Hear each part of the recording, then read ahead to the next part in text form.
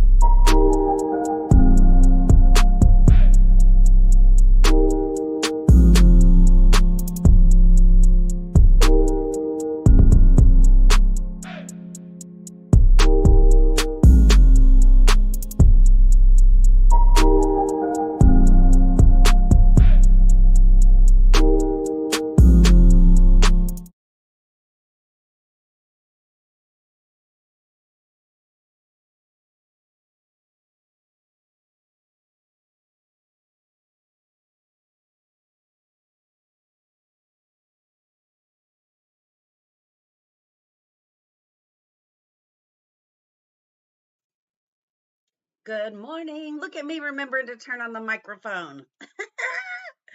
Y'all didn't know I was smart, did you? Just teasing.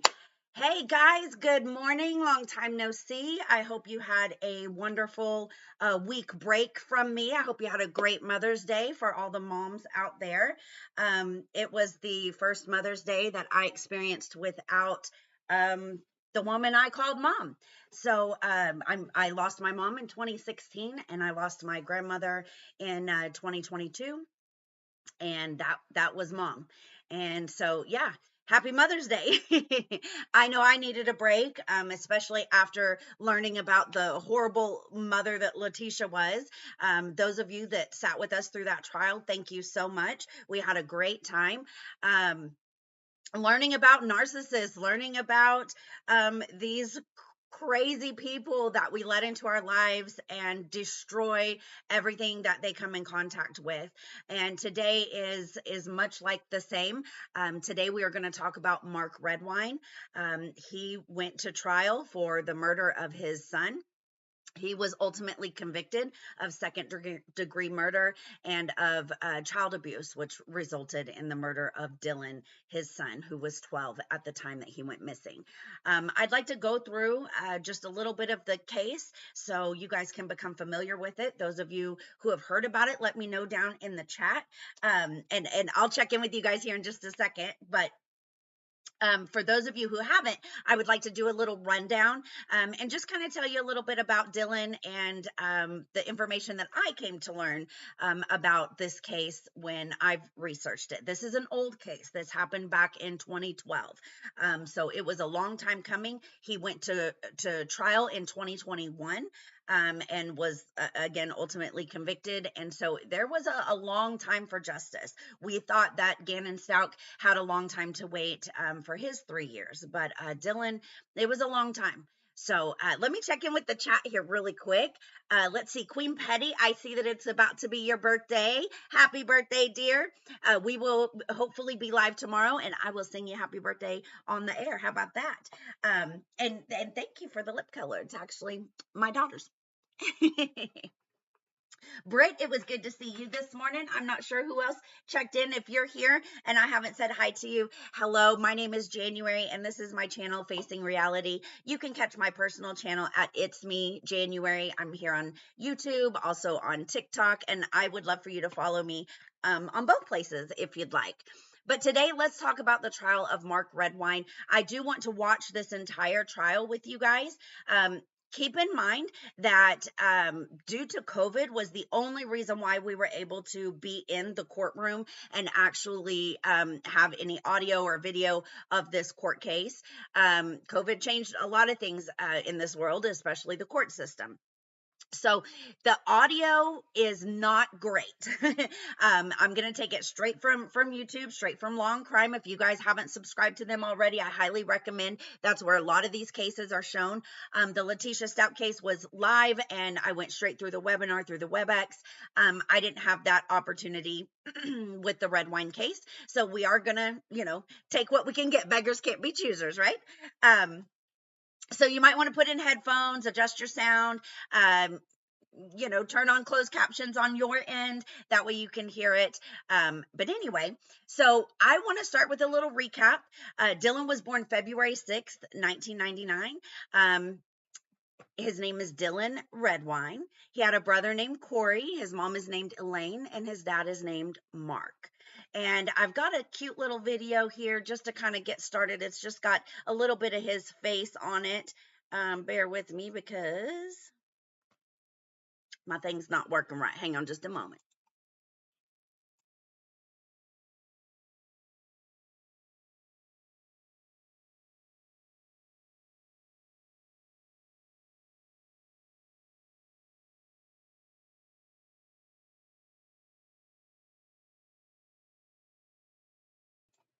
Okay, I lost it, but I will have it for you. I promise.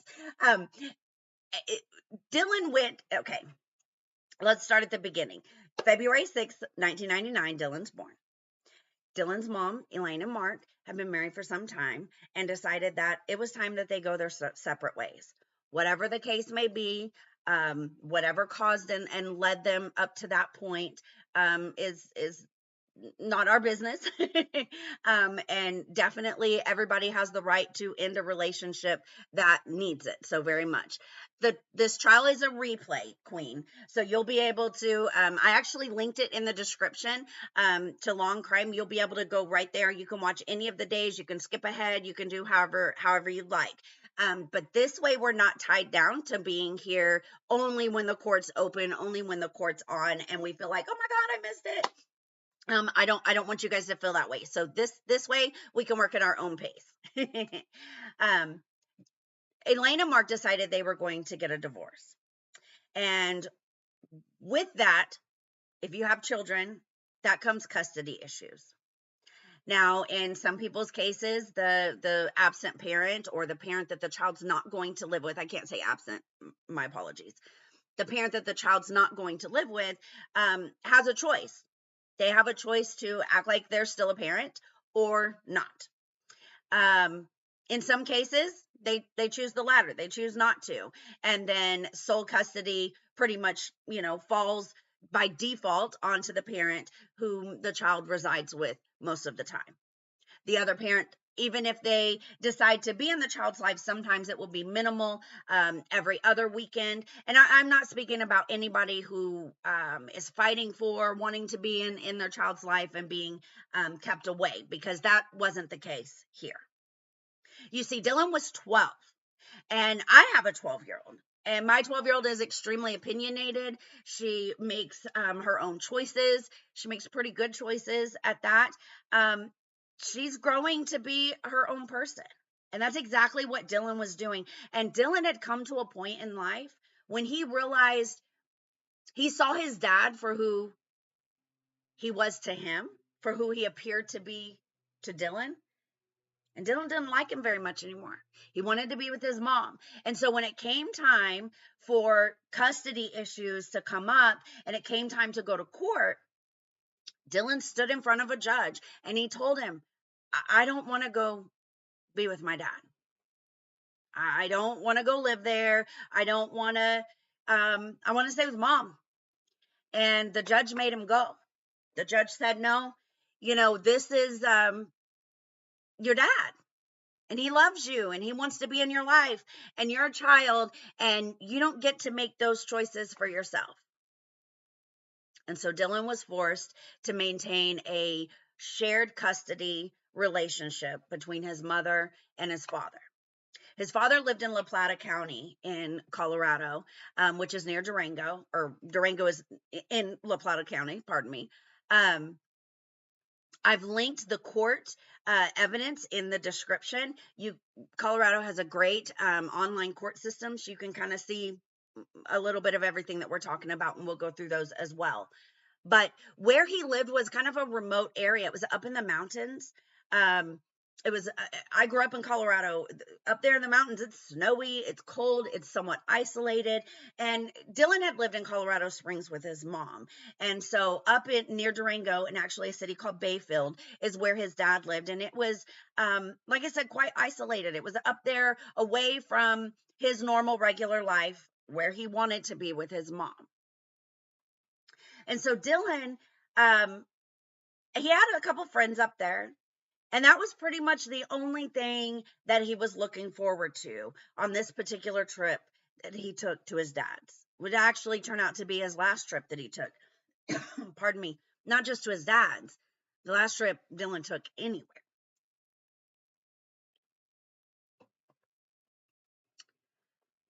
The judge said Dylan had to go. So his mom and dad, they emailed back and forth. They made plans and flight arrangements for Dylan to leave and get on an airplane and fly the almost 6 hours. Colorado's pretty big, to La Plata County to be with his dad. We know that Mark picked him up from the airport. We see video surveillance of Dylan walking through the airport. We know that they went to Walmart together. While they were together, they weren't really together because they didn't speak. Not much that you could tell. They had such separation between the two. Their relationship was rocky.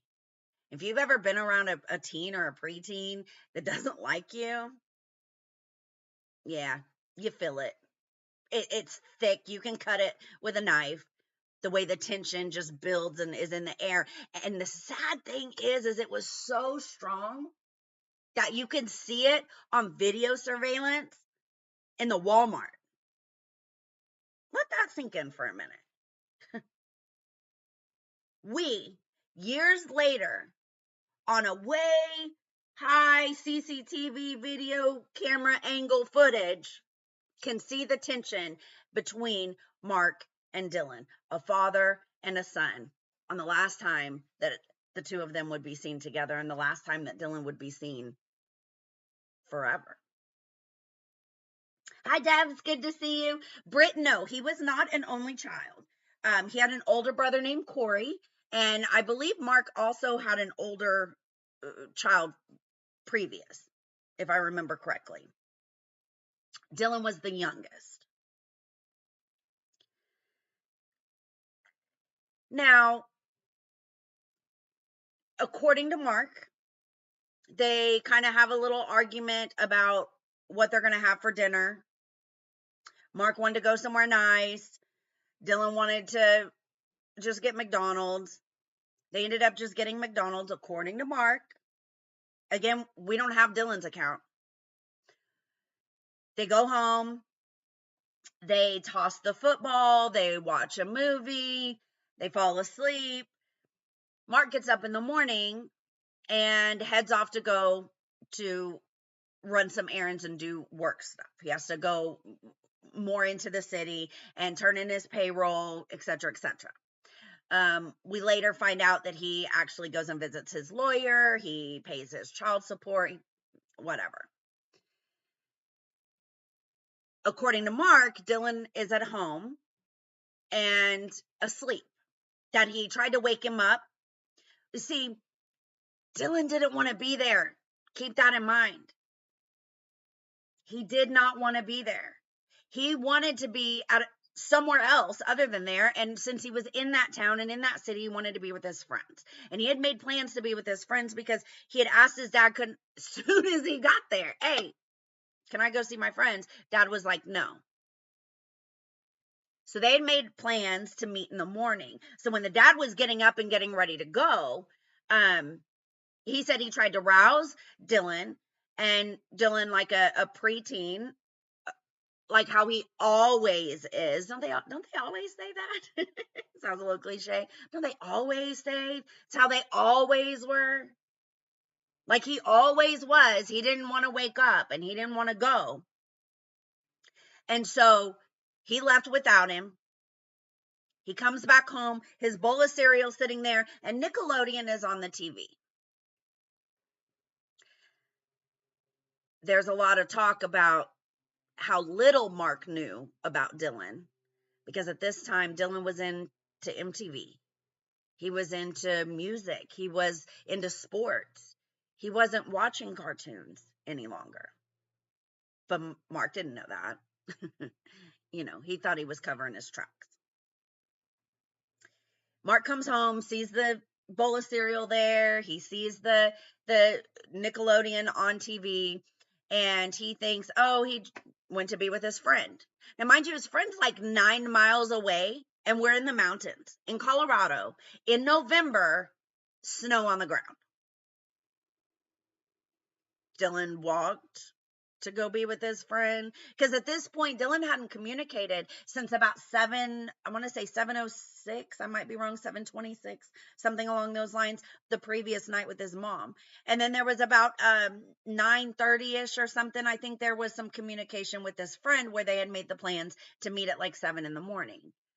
And Mark, coming home after seeing his kid asleep and leaving and coming home and knowing that his son had plans and knowing that, all the things that he knew, Mark takes a nap.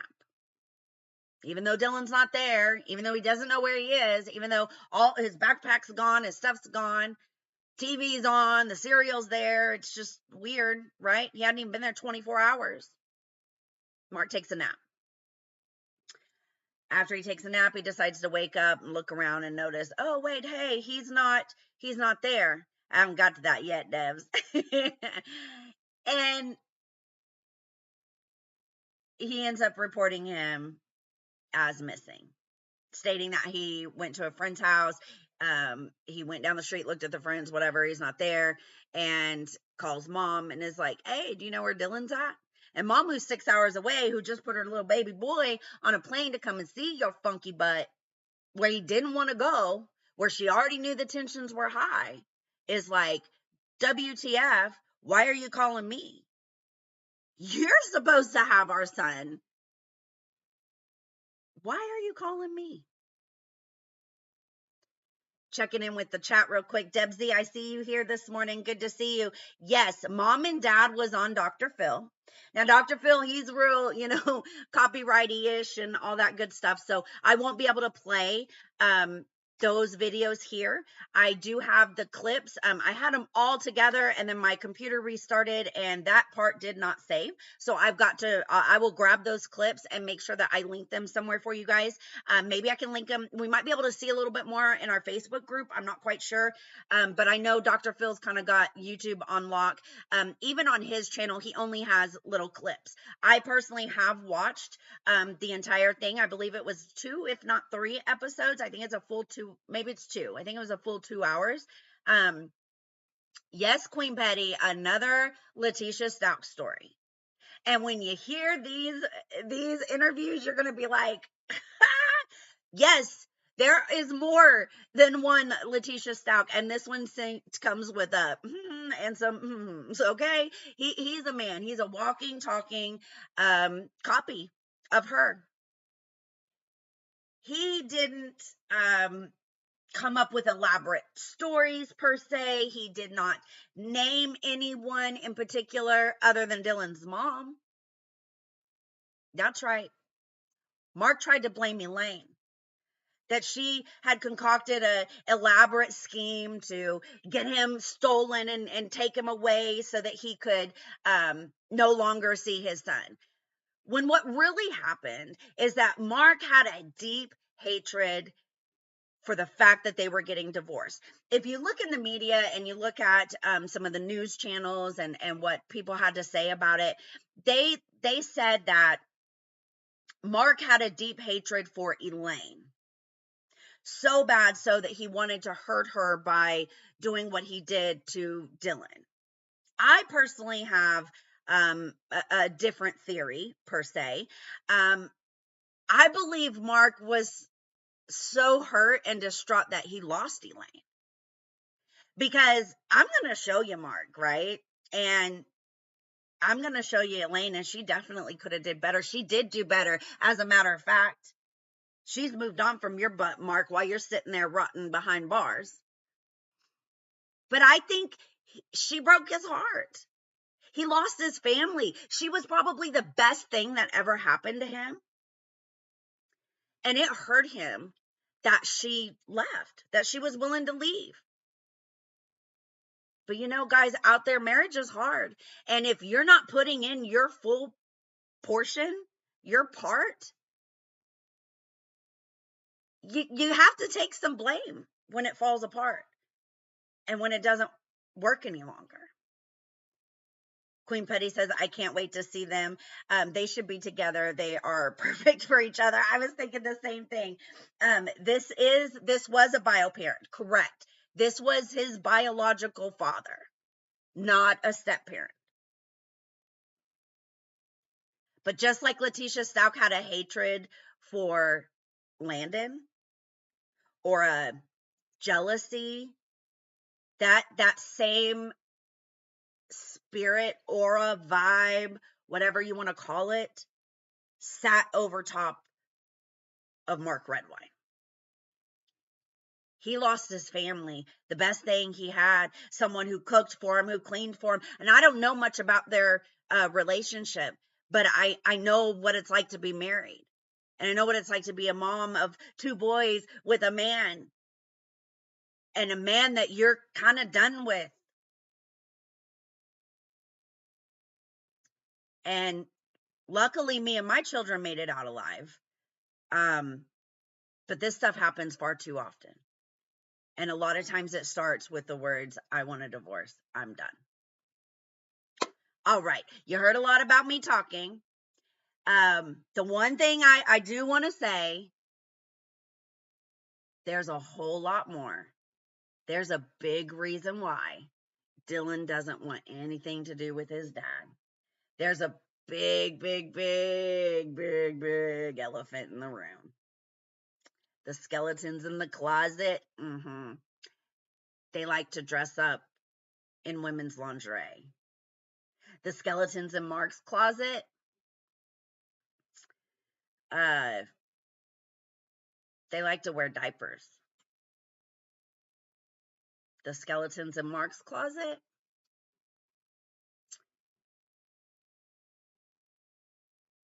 Like to eat feces. Blech. Yeah, you heard that right. And prior to this trip in November of 2012, prior to going and talking to the judge and saying, I don't want to be here, Dylan and his brother Corey had gone on a trip with Mark. They went to a baseball game and they were in the court, or in the hotel room, and Dad fell asleep. Corey goes out to call his friend, or his girlfriend. Dylan gets on Dad's computer, on Dad's laptop. while he's on the laptop, he comes across photos of his father. Not just any photos. Photos that nobody would want to see of anybody, period, in life. But imagine being a 12-year-old boy and you see your dad dressed in multiple layers of women's lingerie, wearing a diaper filled with feces. And I'm not talking like a turd form. We're facing reality over here, guys. It gets a little blunt. It gets a little He's very weird, Queen Petty. Very weird. I mean, hey, to each their own, and I'm not here to shame anybody's kink or what you like to do, and if it's not hurting anybody else, by all means, boo-boo, do you.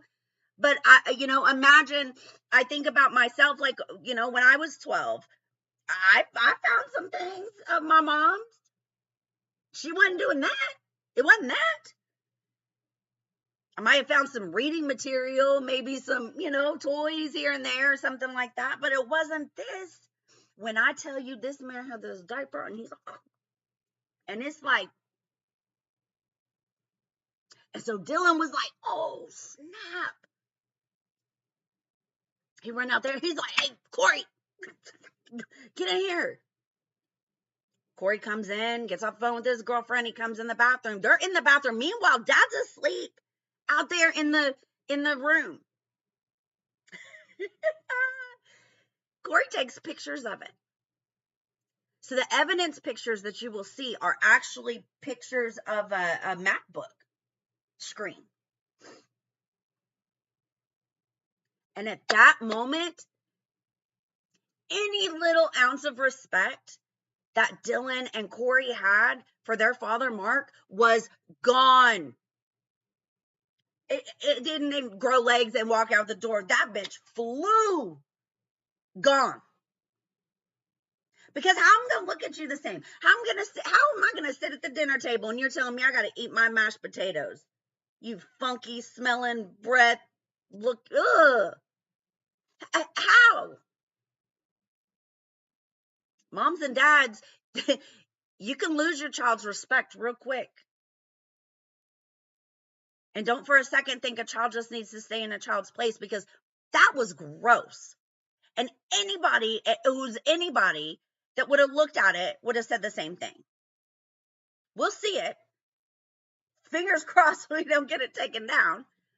But again, I'll have the link to all this evidence is down in the description box. While you're there, go ahead and hit that like button. Subscribe if you haven't already. It's so gross. Dylan had every reason to say, I don't want to go to Durango. I don't want to go see my dad in Bayfield. Judge, no. To make matters worse, Mark would gripe and bitch and moan and groan to Dylan about his mom and his brother and how bad of an influence they were. And the whole time Dylan's up here like, really? Really? Tell me again how my brother's a bad influence. My brother teaches me the ropes. My brother's showing me what deodorant is and how to bathe and how to take care of myself. And you're over here eating poop, bro. I mean, Dad. I think called him Papa. Because at one point, the dad, Mark, was going at him and telling him all the horrible things that his mom and brother supposedly do. Dylan texts his brother, Corey. He was like, hey, send me those pics. Dad's griping about you and mom and how bad of an influence you are. Let me show him what he really is. And Corey told him that he deleted him, as a good big brother should have. Because they kind of knew Mark had a temper, and they kind of knew that he was a POS. And he kind of knew that Dylan didn't need to be in that type of situation with his dad. That was enough. That was dehumanizing. To this day, I still don't think anyone knows the story behind those photos. Was it some sort of blackmail? Is that what you're into? Like, I don't know. Wait till y'all see it.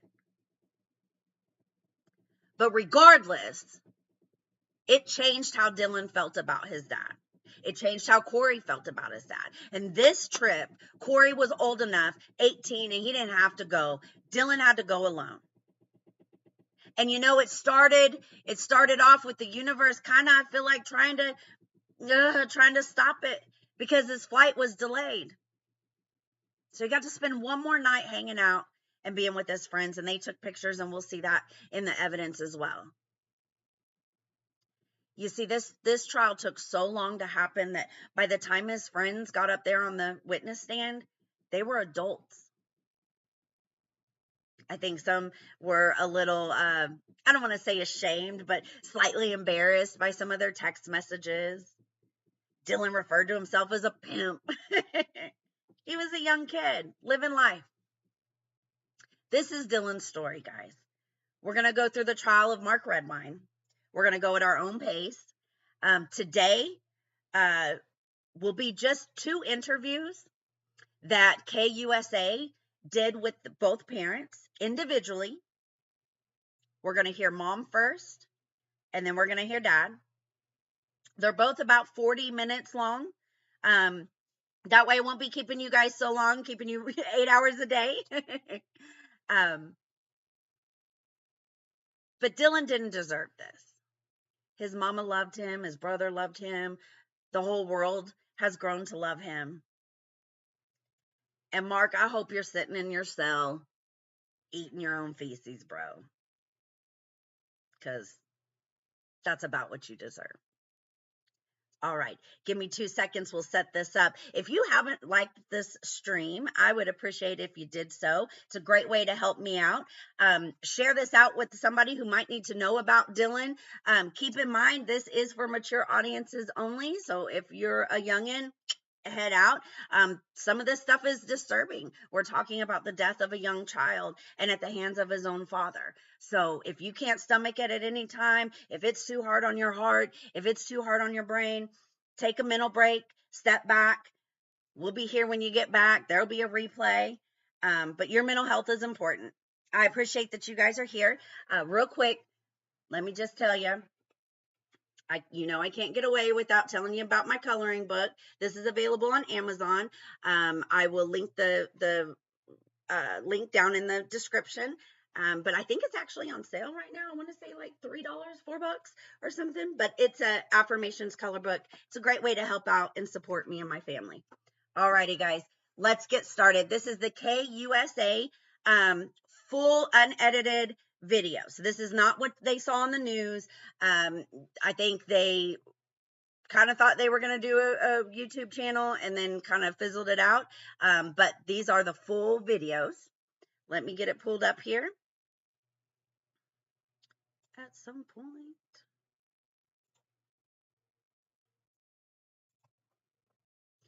This is Elaine. This is Dylan's mom. And my heart breaks for her. It really does. About Dylan, what kind of kid has he been growing up? What's he like? What is he into? So many people have asked me that. Dylan is just a very humorous kid. He's got such a great sense of humor. Always made us laugh.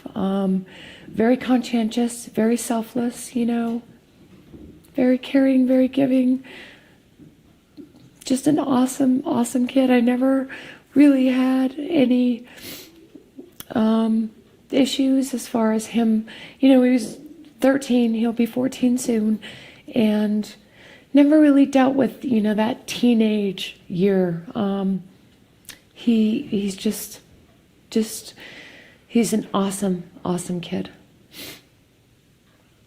Was he 7th grade, 8th grade? 8th grade, right? 8th grade. Mm-hmm. And he's going to turn 14 on February 6th. Have you made plans for what you want to do for his birthday? I want him to be home for his birthday. I mean, that's, right now that's just the major, I would like him home today. I would like him home now. But I haven't really thought that far. I mean, I just keep hoping he'll be home before then and he can plan his birthday. Okay. Take me back to November and tell me, you put him on the plane on Sunday, and then what happened? Did he call you and say, "Hey, Mama made it okay," or? As he always does, he texted me and let me know that his dad had picked him up, and that was the last time I heard from him. What time of day was that? It was at 7:06 p.m. on Sunday night, and I have not heard from him since then. Did you try to get a hold of him on Monday? I texted him Sunday night, and I texted him Monday morning. But, it wasn't uncharacteristic of Dylan not to text me back right away, especially if he was with his friends, which is what I kind of assumed, had happened, because I know he was really excited to see his friends. So I really didn't think much of it. And then that afternoon, I got a text from his dad asking me if I knew where Dylan was. What did you think when you got that text? Well, I was dumbfounded. I mean, Dylan was visiting his father, and I told him it was very disconcerting that he had texted me and asked me where Dylan was, considering I'm, 5-6 hours away. So, we all got in the car and we drove to Durango. Immediately? Yes, immediately. I came home, packed a bag, grabbed Mike, grabbed Corey, and we were on the road to Durango. When did you know that it was serious that he was missing? That's a tough question. I mean, it was serious when, his dad texted me and said he hadn't heard from him. But I never thought that, we'd be sitting here 2 months later and he wasn't here. So I guess the seriousness just grew and grew and grew as time went by.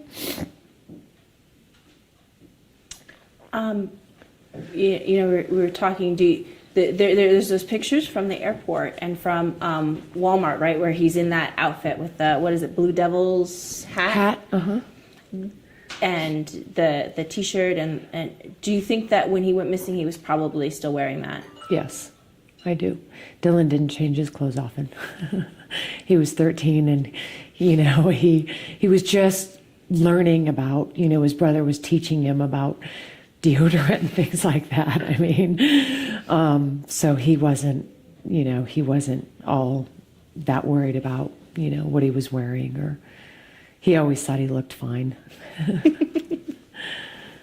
A typical 13-year-old boy. Yeah. He likes sports, especially baseball, right? Mm-hmm. Yeah, he loved sports. I mean, that was him and his brothers. He loved throwing the football around with his brother. He didn't necessarily like playing. I mean, he liked to play football. He just wasn't all that big on the tackling and the pain. So he really enjoyed baseball, though, and really enjoyed playing baseball.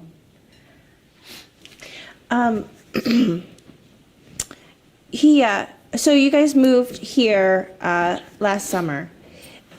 Did he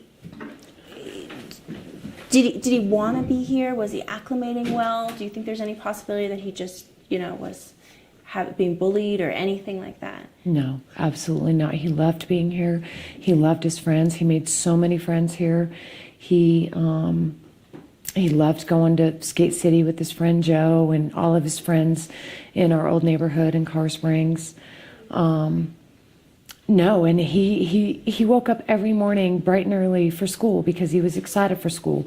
In Bayfield, he would, I'm sick today, or, it was just a little bit harder. But here, he loved being in the city. He loved just the atmosphere of what was going on, around here, and loved being able to go to the Rockies games in the summer. We went to Waterworld, Elitch's. I mean, he enjoyed it. There was no indication whatsoever that he didn't like being here.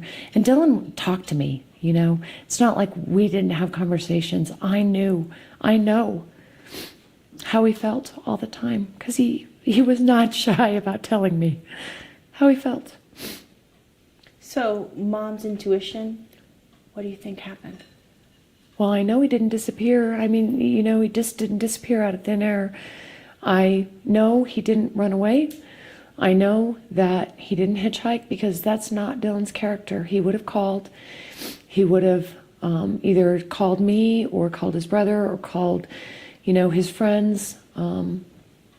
It's hard, I have my own theories in my head, but I know what he didn't do, and I know how he didn't vanish.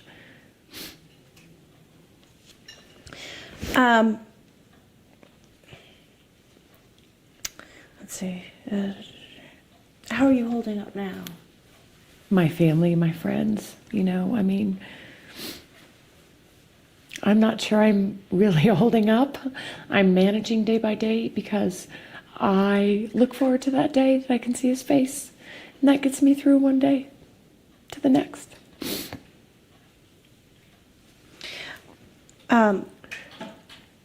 Okay, so we talked a little bit about what Dylan's backpack looked like. Mm-hmm. Did it strike you as strange that there was nothing at his dad's house? Well, yeah. I mean, for him to just take off walking or be abducted or whatever, it's like with a backpack, and then to find nothing up in that area, not a sock, not anything that belonged to Dylan, very strange. When we talked to the sheriff's department about that, an abductor wouldn't have taken the time to pack all his stuff into a bag before from the house. So do you think that there's a possibility that he thought he was going to get a ride from somebody, or he went out there looking for somebody to give him a lift down to Bayfield? Well, he would have texted, he would have called, he would have used his phone after 8 o'clock or 8:30 at night. I mean, he wouldn't have just started walking. I mean, I don't know if you've seen it, but that area is very isolated. And Dylan was not that energetic to just start walking down that road and hope he catches a ride. He would have texted. He would have texted me and said, because I have many friends down there. And, he knows that they would have come and got him or whatever the case may be. I mean, I don't believe... And we checked that whole entire road for footprints of Dylan's, just to see if there were any, because he had very distinctive shoe markings on his soles, and there was no footprints of his. And it just is very curious to me because, I know Dylan. I know Dylan better than anyone other than maybe his brother, and I know he would have texted or called, and let either myself or his friends know. What his plans were. He wouldn't just go walking down that road. And now, what impression were you given about his phone? That it just, at some point, there was no blip from it anymore? Mm-hmm. But yeah. That the last blips were up at Vallecito Lake? Well, I don't know about the blips. I know that the last texts were pretty early in the evening, and that was so unlike Dylan, especially when he was going to Bayfield, because he was really excited about seeing his friends. So do you think something happened Sunday night or Monday? I don't know. I mean, that's a tough question for me to answer. I know I didn't hear from him after Sunday night, and that just makes me wonder when this really happened. Have investigators given you any clues on what direction they're going in? Not really. I mean, it's an open investigation, and that's what they tell me all the time. Does it make you mad as a mom that they're not telling you everything? Well, I mean, there's other things that make me mad as a mom, like the fact that Mark lost Dylan. That makes me very mad. And the fact that he won't speak to us, and the fact that he won't answer our questions, and the fact that every time I try to contact him, he's accusing me of harassing him. That makes me more angry. The cops wouldn't be in this position if it weren't for, Mark just losing Dylan. I mean, Corey and I have tried to keep in touch with him. We ask him to help us in the search, and he's just very difficult and being very evasive, and that makes it extremely frustrating. So while I'm frustrated with the whole process, I'm more frustrated about the fact that Mark's not taking any accountability for losing Dylan. He's not remorseful. He's not,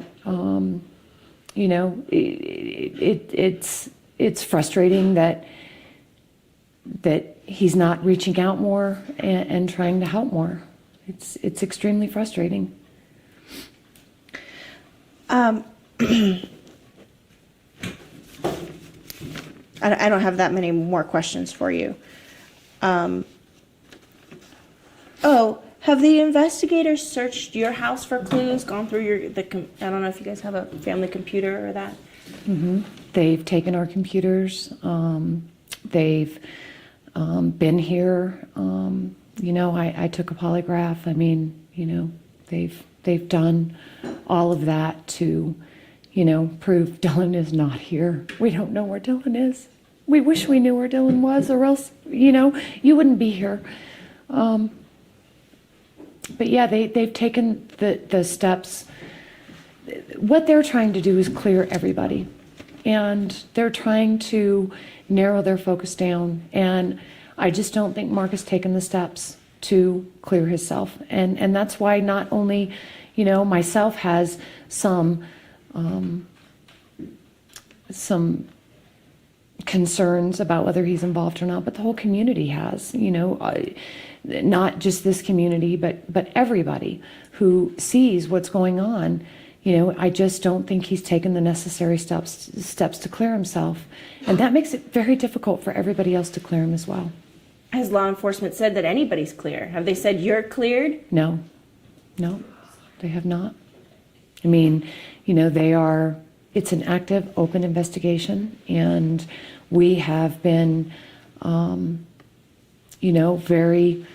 very willing to do anything they want. Like I said, they've taken our phones, they've taken our laptops, they've polygraphed us.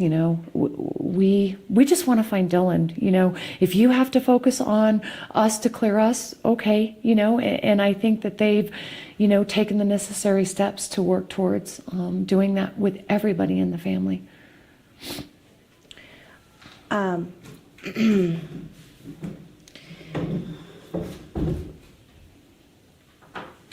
Let's see.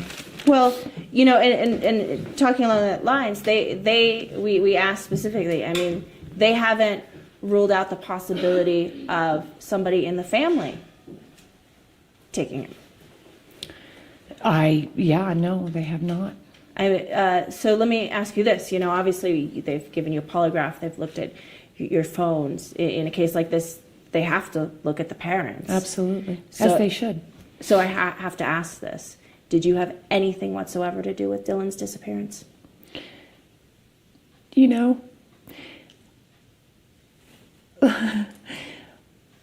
I wish I did, because then he'd be home. I mean, I wish I could relive that day and do things a lot differently. I had absolutely nothing to do with Dylan's disappearance, and I really feel sorry for the person who did. Why? Because it's not going to be pretty when it comes down when we find Dylan. I mean,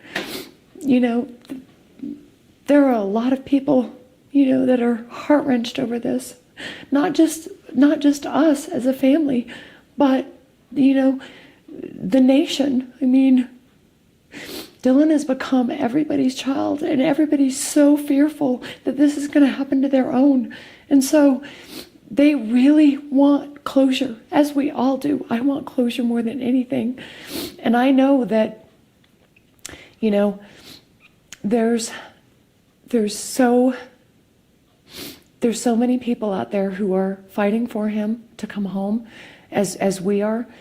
And I just hope and pray that to the person who has Dylan, to the person who assisted in Dylan's disappearance, that they, have some empathy and have some compassion and bring Dylan home. It's not fair. He's a 13-year-old boy. It's not fair that he's just out there in this big old world with no one to comfort him, no one to reassure him that everything's going to be okay. That's my job. And somebody's taken that away from me. And it angers me. Do you, what would you say to that person, whoever took Dylan? Be smart, There's many ways that you can just, anonymous tips. There's a lot of things that you can do at this point. All we want is Dylan home. That's all we want. That's all we've ever wanted. And we will do whatever we have to do. We're not going to stop. We're not going to back down. We're not going to forget about him. We're not just going to roll over and pretend like this never happened.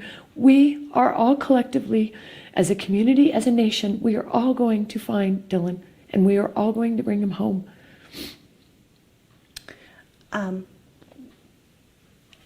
Then you think he's still alive? Oh, I have to hope for Dylan. I'm his mom. I can't even. I can't focus. There's no reason to believe he's not. And so I will always hope for Dylan.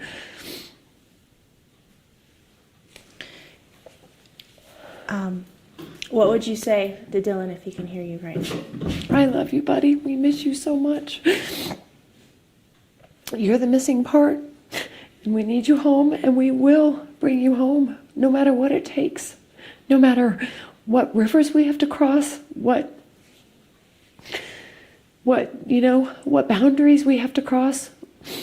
We are looking for you, and you need to stay strong with us. We need to stay strong together. And any questions from you? Okay. Yeah, she's gonna get a couple shots of us talking. I'm sorry, I know it's so difficult to talk about. We're all collectively a part of this, of course. It's been devastating. I've never in a million years gone through. My mom has stage 4 cancer, and we just found out, and I prayed so hard that she would be okay, and now I pray so hard. Everybody is praying so hard, just bring Dylan home, no matter what it takes, just bring Dylan home. Yeah, this is in the years that I've done what I've done, I've seen a lot of missing kids, and this is kind of the strangest one, because there's no answers. There's there's nothing. He just, I really believe, that his dad would like us to all believe that he just vanished, just disappeared. But we know the realities of that. That's not the way the world works. You don't just disappear without a trace. And right now, that's the only answer is, and it's not an answer. It's definitely not an answer. He didn't just disappear. Somebody knows. Somebody knows a lot more than they're leading on. And it's time, to stand up and do this, not for me, not for Corey, not for our family, but for Dylan. If you love Dylan, stand up and set him free. He's not happy. I know he's not happy. He loves his environment. He loves his family. He just wants to be a normal 13-year-old kid. He doesn't want to be trapped in this, world of missing. It's not fair to him. Obviously, I know that there are some hearing for your custody case, and they talked to Dylan, or Dylan said something, but they won't tell anybody what he said back in September, right? The judge made it very clear when he spoke with Dylan one-on-one that he would not release those records. They were released to law enforcement, but they won't release them to, anybody other than law enforcement. Doesn't that make you like, what could have been in there that was so? No, I mean, I know how Dylan felt. I mean, I am not concerned about, what I want those records to be released to the investigators so that they can find, whatever clues that might be in there. But, there's a reason that the judge sealed those records. And, I don't think that it's necessary because, to protect Dylan, that's all this is about, is protecting Dylan. Nothing else matters. Though the records they did let us see had to do with some family violence in the past, do you think Mark is violent? I think Mark, has those tendencies. Do you in any way suspect that they got in some kind of argument or something like that? I hope to believe with all my heart that Mark would never hurt his own son. But you say you hope to believe. I just have to believe that I didn't pick so wrong that, he would hurt his own son. I got the impression from his friends they got along okay, though. Is that, or did you not have the same impression? I just don't think Dylan knew Mark, and I just don't think Mark knew Dylan very well. I think that Dylan had grown a lot, in the last couple of years, and I don't think I know Mark didn't spend a lot of time with him, and I just don't think he knew Dylan, especially as he was growing into his teenage years. I think he underestimated Dylan. I think he, just didn't know him very well. Were you afraid to let him go for Thanksgiving in the first place? No, I mean, I wasn't afraid. I never had any reason to believe that Dylan would just disappear into Mark's watch. I mean, I never had any reason to believe that. So, while Dylan was, he was excited because we were having a big Thanksgiving thing here, and so he wanted to be here, but he was also excited about going to Bayfield to spend some time with his friends. And I never had any reason to believe that, Mark would hurt Dylan, or that, Dylan would just disappear under Mark's watch. So even though you guys had your differences, you felt like he was an adequate, responsible parent? I felt that he was, yes. Okay. I look back now and wish I could relive that day. Because Dylan's not here now.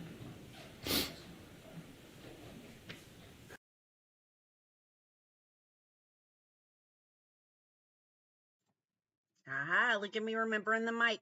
All right, that's Mom. How are we feeling? Feeling like she's a sad, upset mom who's missing her baby, who, she trusted him. He was going to Dad's. He wasn't going on a class trip. He wasn't, it wasn't no Natalie Holloway Aruba situation. He was going to Dad's. As soon as Mom got that message from Mark, hey, have you seen Dylan? I still am just super disgusted by that. And I can understand that heart drop that Elaine felt. Do I have Dylan? And I just put him on a damn plane last night? Whew. All right. While Mom immediately jumped down and got in her car and drove off and got there to go search, Mark at one point was seen drinking a cup of coffee on his porch while the searchers were out searching all around in the neighborhood. Let's take a look at what Dad had to say. Same interview, different place, same interviewer. My apologies. KUSA TV. Again, it'll be linked in the description. You can watch it for yourself if you want. Here we go. Inseparable. I mean, anywhere I was, he was right there beside me. You know, he would come to me before he would go to his mom. You know, I think in many ways that was part of the problems that developed. We were inseparable. I mean, anywhere I was, he was right there beside me. You know, he would come to me before he would go to his mom. You know, I think in many ways that was part of the problems that developed in our relationship, was because while she was out earning a career, it was very difficult for her to lose sight of the fact that she wasn't there bonding with Dylan the way I was. And I think that that was a huge problem for her. Mm. And I think that that has been a problem for her for a long time now. Dylan obviously very interested in sports. You guys did trips to go see like major league teams play, yes? Absolutely. Tell me a little bit about that. You did some this summer. Well, one of the goals that I've had, and this goes back to with Corey as well, but one of the things that I wanted to do in our lifetime was be able to go to every baseball stadium in the country and every NASCAR track in the country. So, for example, last year we went to Chicago, to Wrigley Field, and then we went to Detroit to a NASCAR race, and then we went to Cleveland to watch the Rockies play the Indians, where we actually met Todd Helton's father while we were watching the game. And I will tell you that he spent 45 minutes and an hour talking to Dylan about what he could do to make a better baseball player. So this year, we decided Dylan was a huge Boston fan. Why, I couldn't tell you. But he wanted to go to Boston to see the Red Sox. And people thought I was crazy because I was willing to drive that far for Dylan, just so he could see a baseball game. But that's what Dylan wanted, and I would do anything for that boy. So while we were there, we went to New York City because we'd been to Chicago the year before and had their version of pizza, and he wanted to go to New York City and have New York City style pizza. So we went to Brooklyn, got in taxi cabs, went to one of the most popular places in all of Brooklyn for pizza, stood in line for 45 minutes to an hour just to get in. And I didn't think we could eat the whole thing, and that boy ate 2/3 of it. He wolfed it down. You know, we got in the cab, went back to the hotel, and then we went to Cooperstown to see the Baseball Hall of Fame. And then from there, you know, we were kind of in a hurry to get back, but, you know, that's when we went through Buffalo, just because it's a town that has professional sports, specifically the Bills. You know, it was just something that Dylan could add to his list of places that he'd been that had to do with professional sports. But, you know, we'd been gone probably a couple weeks. You know, he was in a hurry to get back because he wanted to spend time with his friends. He actually wanted to come here first and spend time with his friends, but we were coming in from the east and we were traveling through Colorado Springs. So I suggested to Dylan that, you know, we just contact his mom and make it so that she didn't have to drive over here or whatever, because she was obviously starting a job at some level, which we all know is Colorado College. I mean, I don't know why she tries to hide that from everybody, but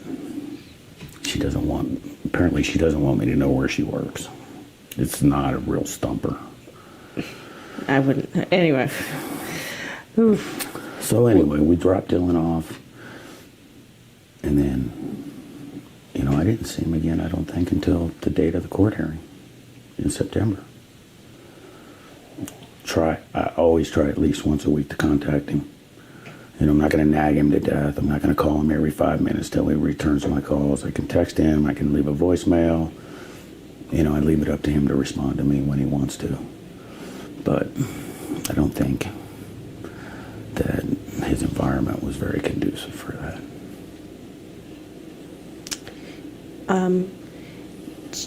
Do you think he didn't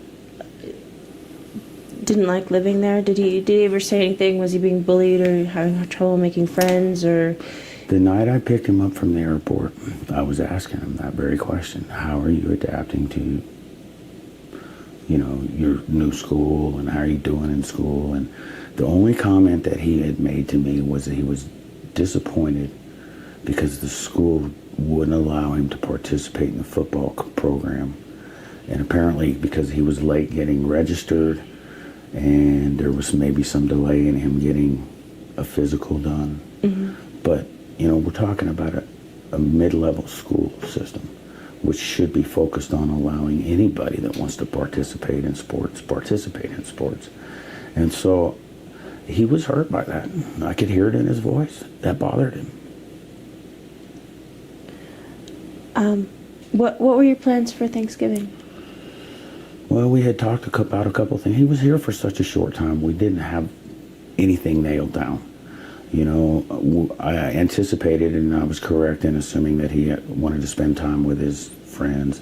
So that Monday, Tuesday, Wednesday was kind of up in there because that was a day we could either travel to Colorado, or not Colorado Springs, but Castle Rock, where my brother lives, because he had made mention about wanting to go over there. Mm-hmm.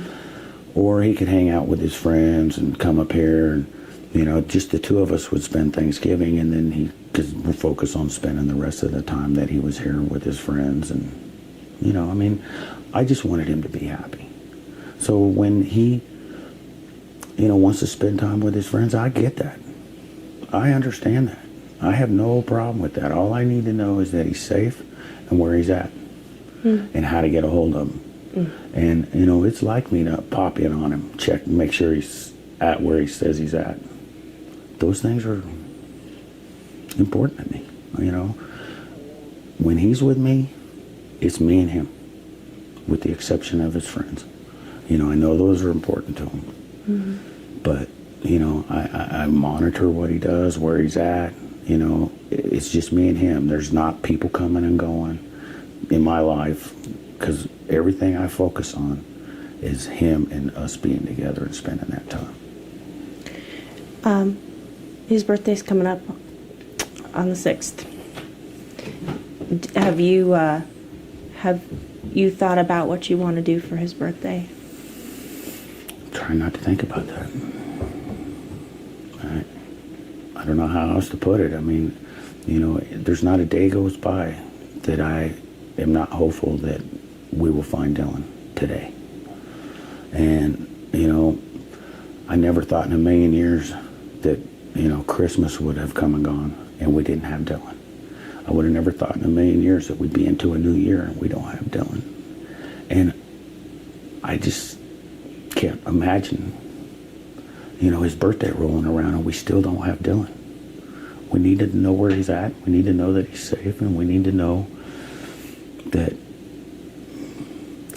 whoever's responsible for this has enough compassion in their heart to change what's been done and bring him home. I know that's important to his mom, and it's very important to me. We need Dylan home. We were talking a little earlier. What do you want to say to whoever has Dylan? Let him go. Drop him off at the closest police station. Take him to a Walmart. Dump him off. Let him be. Let him go. For the love of God, if you have any compassion in your heart, you would do the right thing and let him come home to his family.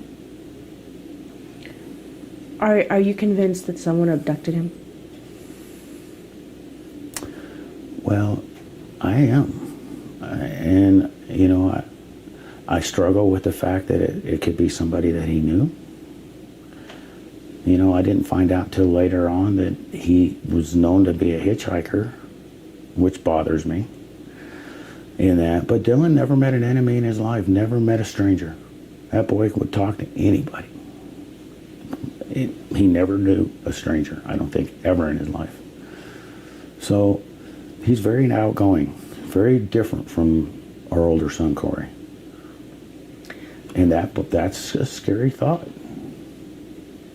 It's funny because we were talking to Ryan, and he said the same thing. Like, you know, he had been in a store, and like Dylan came right up to him and was like, "Hey, you want to hang out? You want to be, you know," and that, you know, that was very.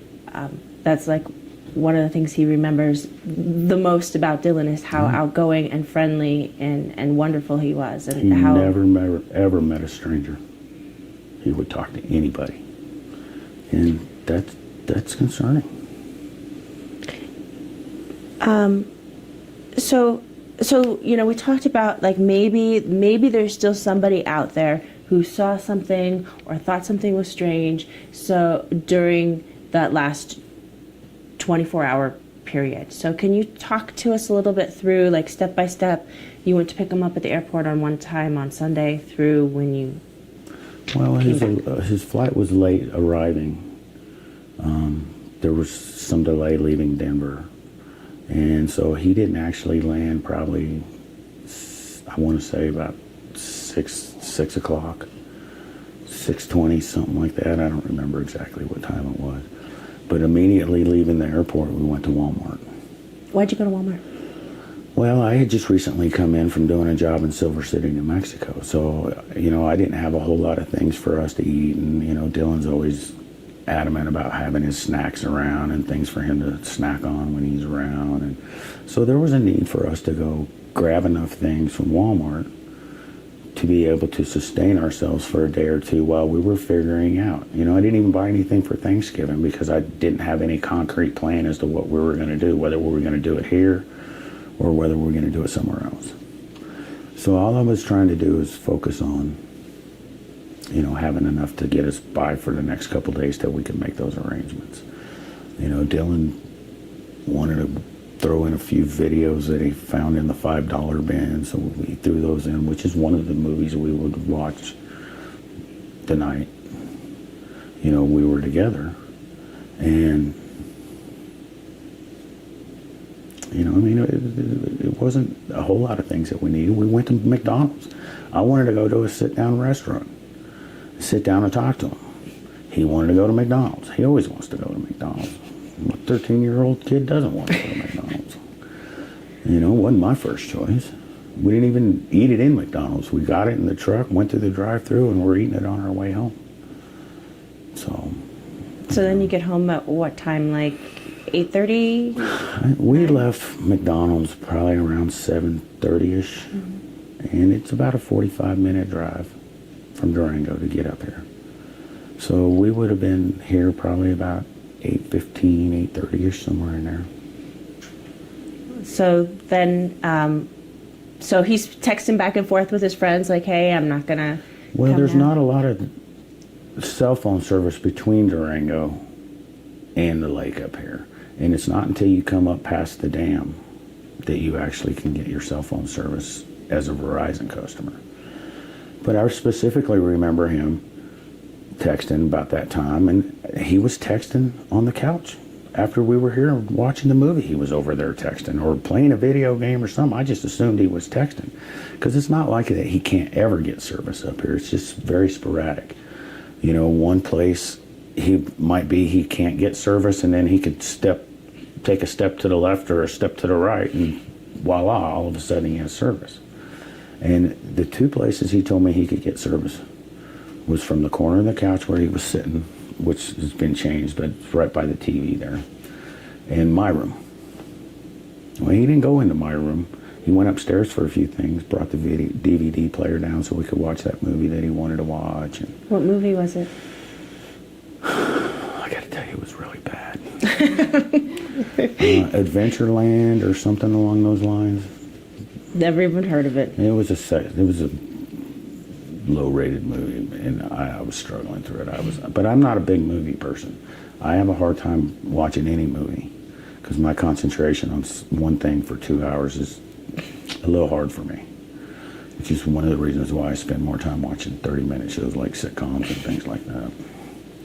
So you guys watched the movie, and then you had plans to go, and then what happened? Did he just? Well, we were watching the movie together. Remember the movie being finished. I, at some point, was pacing the floor and got up and was taking care of a few little things, over here at the kitchen table while we were doing that. But, it was shortly after the ending of that movie, which my guess, and I don't recall because I don't keep track of the clock, it must have been, I thought it was earlier in the beginning, because I was fairly tired anyway, and I know Dylan was tired because he indicated to me that because he'd been up till 4 o'clock the night before, and that he had spent most of the day in the airport traveling to get here, that he was tired. And, it seems to me it had been about 10:30ish maybe by the time the movie got done, somewhere in there. And, shortly after that, I ran up and went to bed, and he finished up doing whatever he was doing, watching Nickelodeon or whatever he was watching. And, I get up to go run my errands because I had a payroll issue that needed to be dealt with first thing Monday morning because that's when payroll goes in. Mm-hmm. And so it was important for me to get down there as early as possible. Well, I wanted to leave at 6:30, so I'd be there at 7:30 when they opened the doors. I spent 45 minutes, an hour, trying to get Dylan to wake up and, helping him, saying, Dylan, I'm going down, because he would talk to me about going to see his friend, Ryan, that morning. But he wasn't having no part of it, which is not uncommon for him. I mean, you can't get him to bed and you can't get him up. Pretty much how it is when he's not got school to deal with, which is most of the time when he's up here. Although he had school bus stop right down the street, so he could ride the bus from the school up here if I was home, or he could ride it to his mom's house, which was a thing of beauty, because her and I didn't have to deal with transporting him. Yeah. it made the life easy for all of us. So, so do you remember what the last thing you said to him when you went out the door was? Yeah, Dylan, I'm leaving to go down to town and run my errands. If you need anything, call me when you get up. If there's anything you need. Never heard from him. I'd send him text messages, asking him, hey, dude, are you up yet? Call me. Is there anything you need? And then, by the time I got up here, it was close to 11:30 probably. Yeah. So did you do payroll, a work payroll thing, so you went down to the office? And then anything else you did in Durango that morning? I spoke with my divorce attorney because we were in the process of filing some papers with the courts in regards to, the divorce side of stuff. Yeah. Anything else? I made a phone call to the property management company because there was a check that they were trying to get that I had sent to them, and I just wanted to make sure. But I didn't stop by there. That was a simple phone call. Did you rush back at all? Did you think well, that's weird, I haven't heard from Dylan or anything? No, I was going to stop at the store and pick up some stuff. I was trying to get hold of him to get a better idea of what we were going to be trying to do for Thanksgiving, knowing that I was in Durango and that I could pick up things if we needed them for Thanksgiving or what we were going to kind of do. So that was my biggest reason for trying to communicate with him. He's had time to sleep on it for a night, so at this point, maybe he's thought about it and can give me some way to figure out where we're going from here. Mm-hmm. When you drive up here, you don't want to go to Durango again the next day. So you have to think ahead. You got to make sure you pick up everything you need while you're in town, because it's a long way to Durango or Bayfield to get something you've overlooked. Yeah. Teenagers don't always understand those kinds of things. They don't. And it wasn't a huge issue because I was already prepared to be back up here to pick him up, because I was going to take him down to Bayfield so we could see Ryan and Fernando and Wesley and all of that. When did you know something was wrong? Well, when I got home and he wasn't here, I didn't think much of it at the time. Because it's not unlike him to go wandering off, and he'll walk down to the river across the street, or, he might go up into the campground where he can be next to the river up there. I didn't think a whole lot of it. And I had laid down and took a nap, which is something I try to do as much as I can when I'm not working, because we always work, 14-hour days, and it feels good to be home. And it was probably 2:30 by the time I realized that Dylan still's not home, and so I'm thinking, well, if he ain't going to return my text messages and I ain't hearing my phone ringing because he ain't calling me. I need to go find that boy. So I stopped by his friend Tristan's house down across from the marina up here at the lake, and nobody answered the door. So I'm thinking, well, I didn't see his fishing pole, you know, and I thought maybe he'd wandered off and went fishing. So maybe he was with Tristan at the lake. So I'm driving by the lake looking for him and Tristan, didn't see anything. As I was going down to Bayfield to check with Ryan, who I found at his friend Fernando's house. And as soon as I went to Fernando, because I don't know where all of them live, but I knew where a couple of them live, enough to get pointed in the right direction. This first place I went, boom, there's Ryan and Fernando.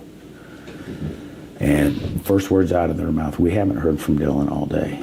But that's when it hit me. Just something wasn't right. And I immediately went to the marshal's office in Bayfield. Do you remember what you told him?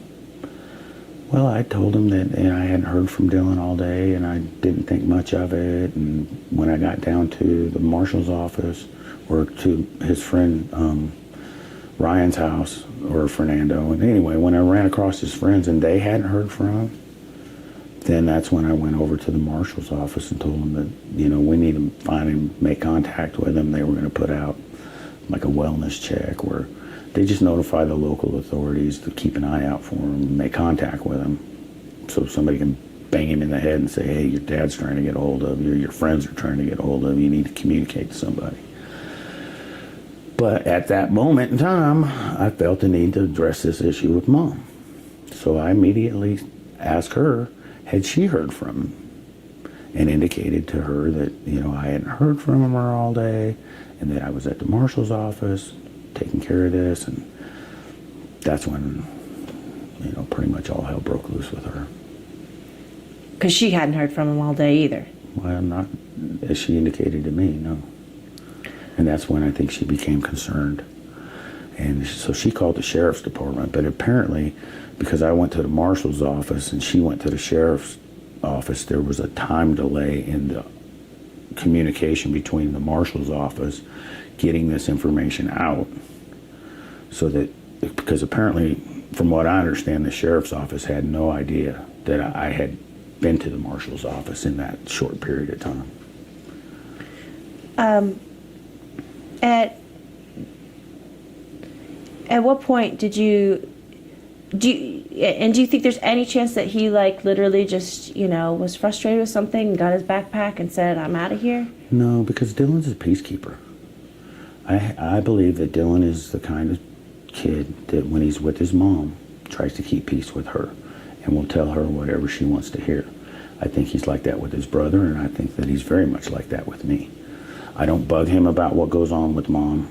You know, I focus on him, but, you know, he and I get along when we're together, contrary to what other people might think, and I can only contribute that to him being a peacekeeper, because he doesn't want to see any turmoil between Mom and Dad. And I think very much he fights to prevent that as best that he knows how to do. And, you know, for us to be in the situation that we are today where, you know, she's at my throat and I want to be at her throat, and I don't see any benefit from this as it relates to helping our son. You know, she alludes to the fact in interviews that she's done that, you know, I'm not reaching out to her, or I'm eluding her, or I'm being quiet. You know, all I can tell you is that I'm a private person, and I tend to bottle things up inside me, deal with them in my own way.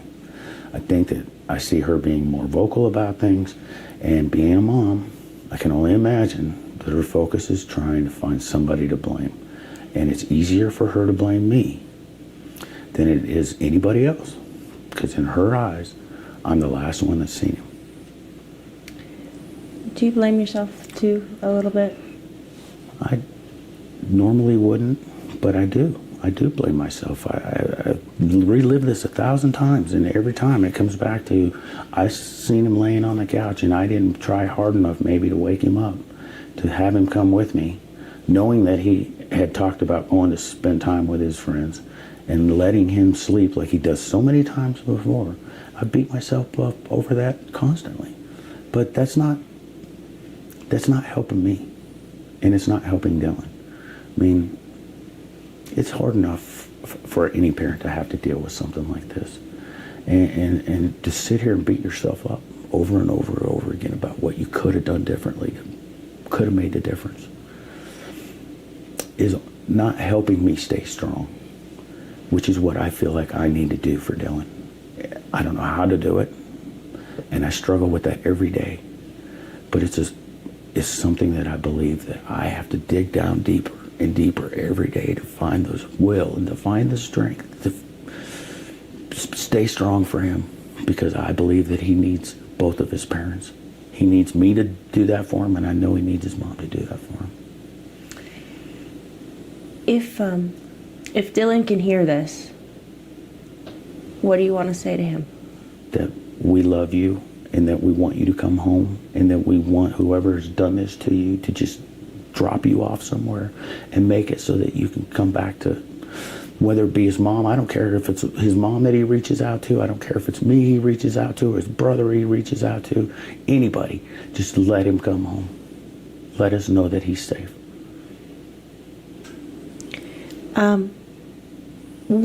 You've kind of shied away from the cameras over the last couple of months.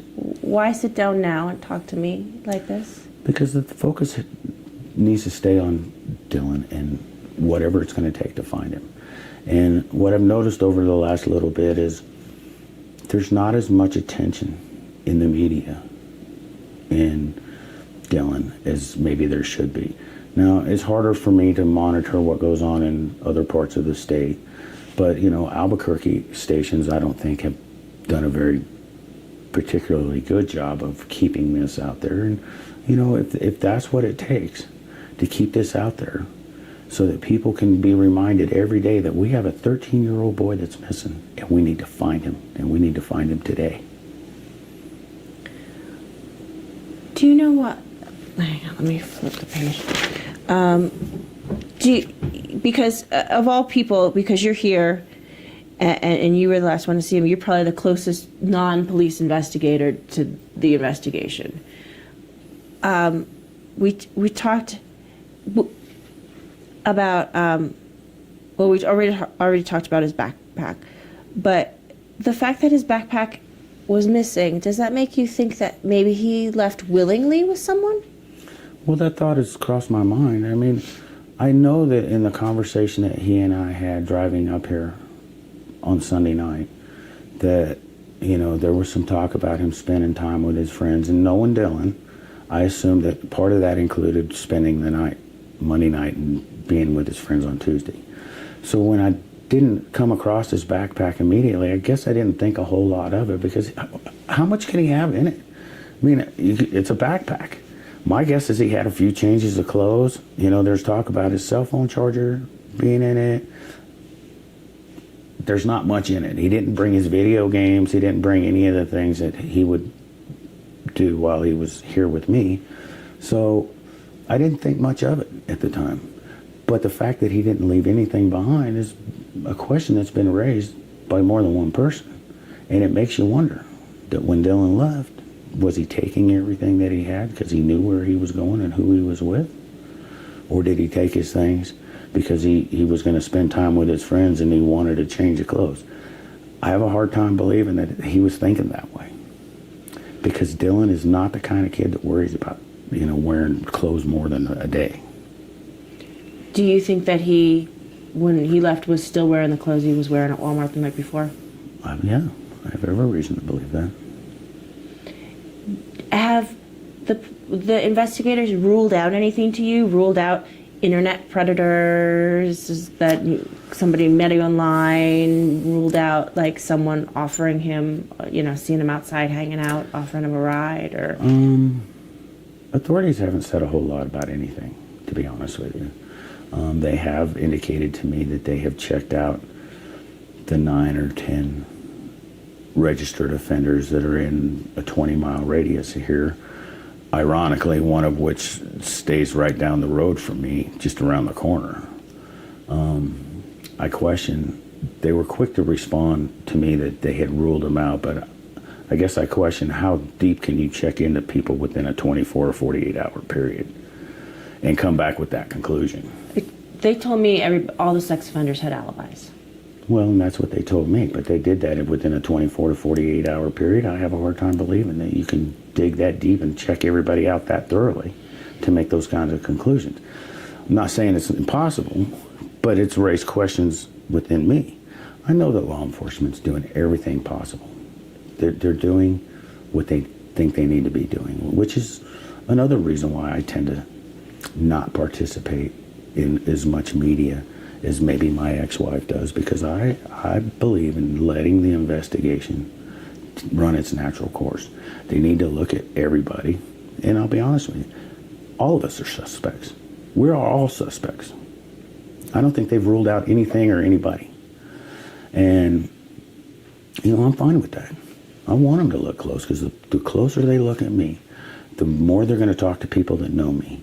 And the more that they talk to the people that know me are going to find that how much Dylan means to me and how my life evolves around my son, and that there's nothing I won't do for him.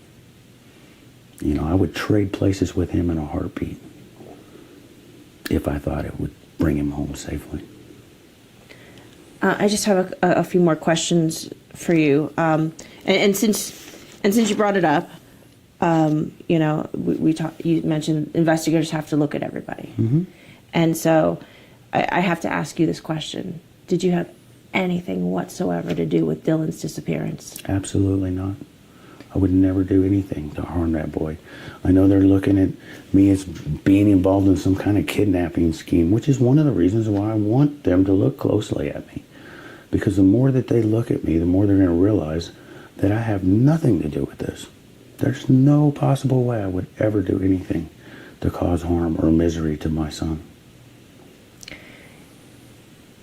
Do you have any idea what did happen to him then?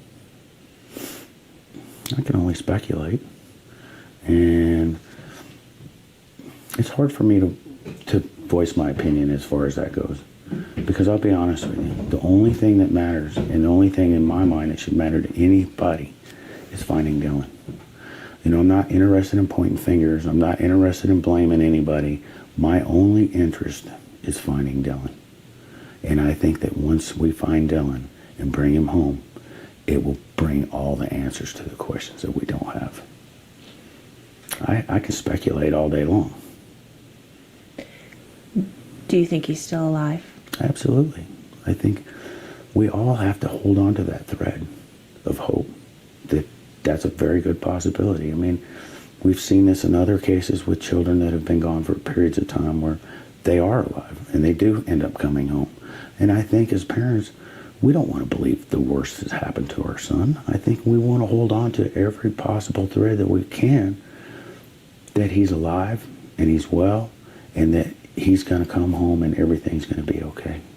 And I think it's a thread that we all hold on to. Does it take away the fact that the opposite doesn't cross our mind? Absolutely not. But I'm not going to dwell on what may or may not be. I have to believe that Dylan's out there and he's safe, and at some point he's either going to find a way to reach out to somebody, or whoever's responsible for this is going to let him go.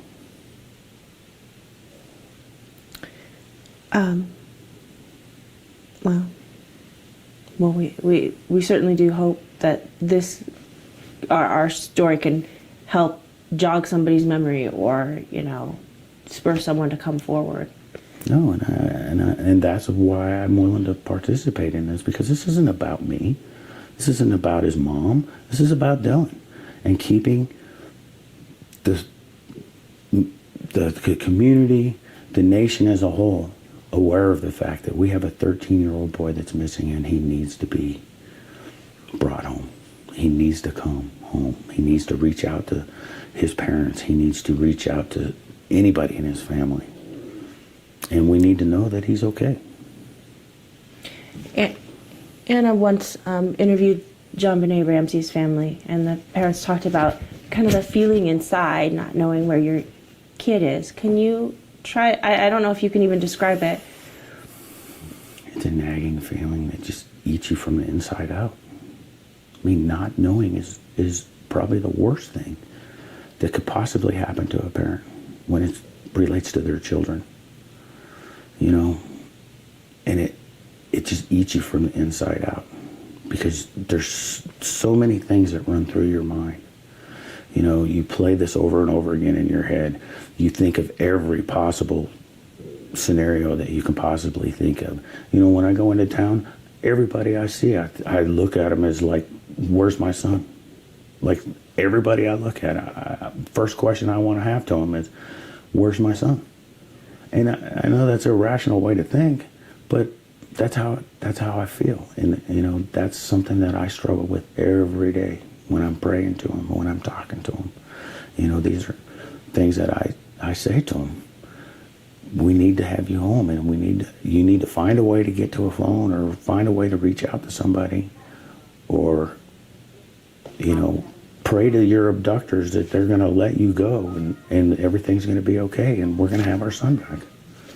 I'm sorry about that. Yeah, that's fine. I turned my work one off, but.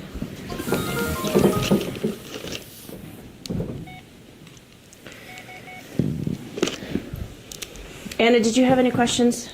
You've been kind of the silent partner in all this. I keep thinking that, you know, you guys were on a mission to see all the ballparks and NASCAR tracks, and I'm sure you're not done yet, right? Not even close. You got some unfinished business. Absolutely. Which one are you planning to go see next with him? Well, our focus has been on trying to find the ones that are the hardest for us to get to, which for us here tend to be in the north and the northeast. So, you know, the easiest ones to get to would be the ones in Texas, the ones in California, you know, those kind of places. And because I work a lot in California, you know, I'm fairly familiar with how to get to them and all those kinds of things. So I'm kind of trying to save those for last, or to use them as fillers in case we don't have enough time, or we can take a long road trip and see 2 or 3 events at a time. But, you know, you got Las Vegas for NASCAR, you got Phoenix for baseball, NASCAR, you got California, a couple tracks out there that have multiple baseball stadiums in that. So those are the easiest ones for us to find. But, you know, I mean, the one that was, the 2 that were the most important was Chicago and Boston, because they're the oldest stadiums that are still in existence, and they're the only ones that don't carry corporate names on them. Mm-hmm.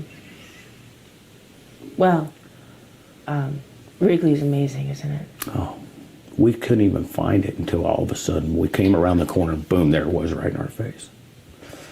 I mean, it's that secluded off the street that we were walking, just following the people, trying to figure out where it's at. We knew we were getting close, and then all of a sudden we step around the corner, bam, it hit us like a rock.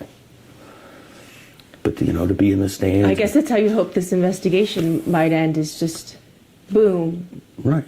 Which is why every day I pray that today's the day that we're going to get the answers that we're all searching for. You know.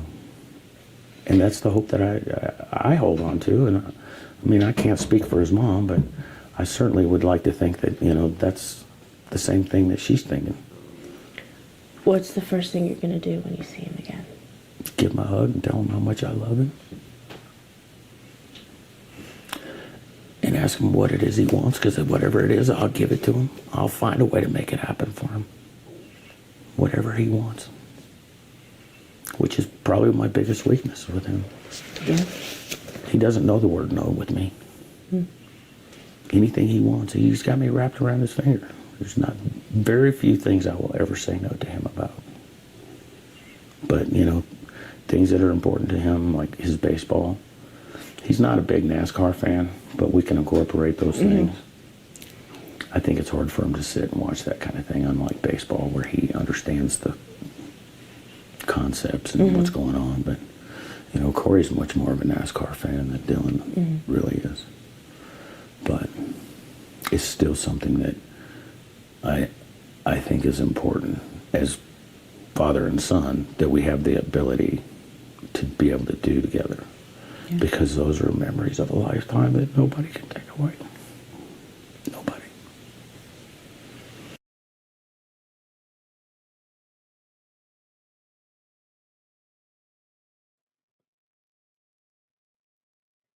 Everybody meet Mark Redwine. What a performance you put on there, sir. What a show you put on there. So a couple things that I want to point out. He made a point to reference that Elaine, Dylan's mom, as a mom, it would be natural for her to want to find somebody to blame.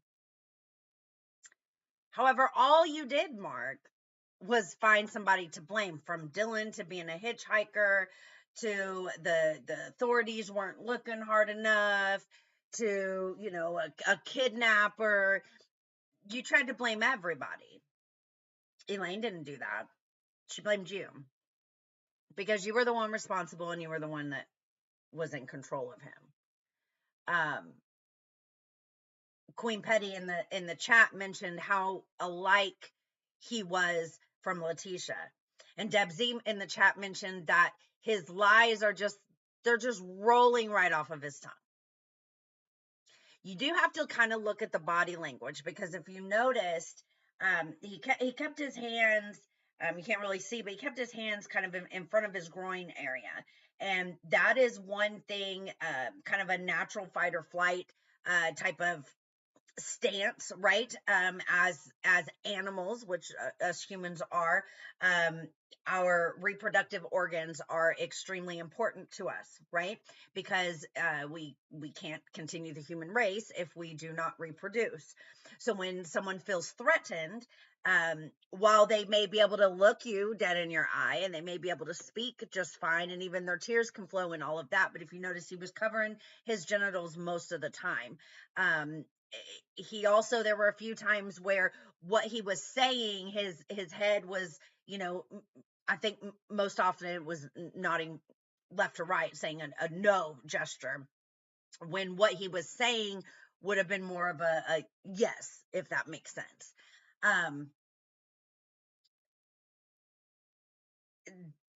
Deb Z says, except making him come visit you when he didn't want to. And Queen Petty says, oh, STFU, I'm glad he is behind bars. Absolutely. And we haven't even fully, you know, really gotten into everything yet. I just wanted to give you guys an opportunity to meet Elaine Hall and to meet Mark Redwine.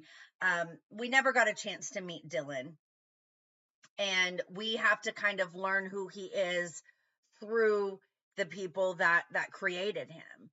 And Mark was not a good guy. He had violent tendencies. We heard Elaine say that. While she said, I did not have any qualms with him being there, right? I did not expect that his dad would hurt him. She probably felt more that she would be the one in danger.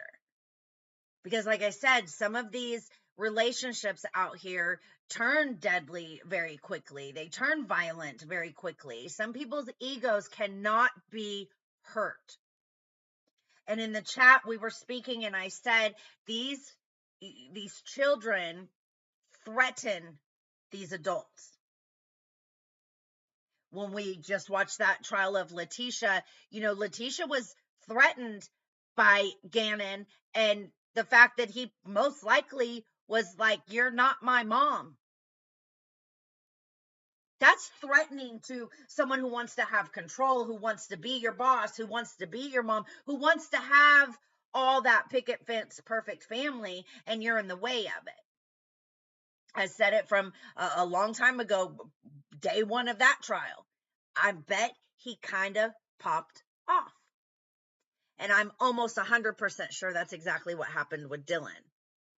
Because Mark felt threatened by Dylan, because Dylan knew Mark's secret. And whether Dylan got to tell Mark that or not, it came out. It was in his presence. It was in his aura. Here, you know, later on in this trial, we're going to see the video surveillance footage of them at Walmart. Like I said, it was thick. The tension was thick. You could cut it. He was threatened by his son, who knew his secret and could tell the world. That's why I kind of wonder if it maybe wasn't some blackmail pictures or something along those lines, or if you just I hope you didn't just do that for fun, dude. I really hope you didn't. Really, I mean, I don't care about you, but Deb Z says, I feel bad for his brother. He must wish he had went with him for the visit and looked out for Dylan. Corey is torn up. And I remember during the trial and I think it was actually during the trial, I think I commented on some of Corey's stuff on Facebook. I know Queen Petty said she was looking to see if she could find Elaine. I haven't been on there to look and see, but I really did feel for him. Corey testifies. He gets up and testifies against Mark, and he no longer calls Mark his dad. And I am sure he hates that he has to carry that same last name. These monsters out here destroy so many lives, way, way more than the one life that they took. They killed a lot of people when they did that. And the fact that they can just sit and, I mean, just look you dead in your eye. It's amazing. It's absolutely crazy. Are you guys doing all right? Am I continuing today?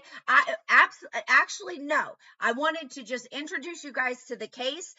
We will be back tomorrow, same time, 9 a.m. Central, 11 a.m. Eastern. We will actually start the full trial. This will be opening statements. So we'll cover the prosecution opening statements and the defense's opening statements. Get you a good pair of headphones because, like I said, the sound quality is not the best, but there's absolutely nothing we can do about it. We are so thankful that we were able to get in the courtroom and actually see what took place. I really appreciate that you guys were here today. I just kind of wanted to introduce you to everything. A lot of you didn't know who Dylan was, had never heard of Mark Redwine or this case, but it's extremely interesting. I find it very interesting for a lot of reasons. We've got some children right now that have been missing for quite some time. Summer Wells, Michael Joseph Vaughn, Lena Keel, Cody Bigsby. Like we've got a lot of kids missing, and there's hope. While you want to keep the hope, like Elaine said, that these children are alive, a lot of times they're not. And the statistics are not very good when you go out this far. Sometimes it's the person closest to these kids that hurt them. And we're here to help them get justice. So this was a very interesting case I found personally. It is something that was dear to me. I watched it from the beginning. I watched the whole trial when it was happening, and I was definitely there for the sentencing. You can find the sentencing on my Facing Reality channel right here on YouTube. If you so wish to skip ahead and hear the end of it. But we will be back tomorrow, 9 a.m. Central. We will start with opening statements, and then we'll take it as we can. That way we're not all just tied down. There's a lot of wonderful creators out there that have covered this case.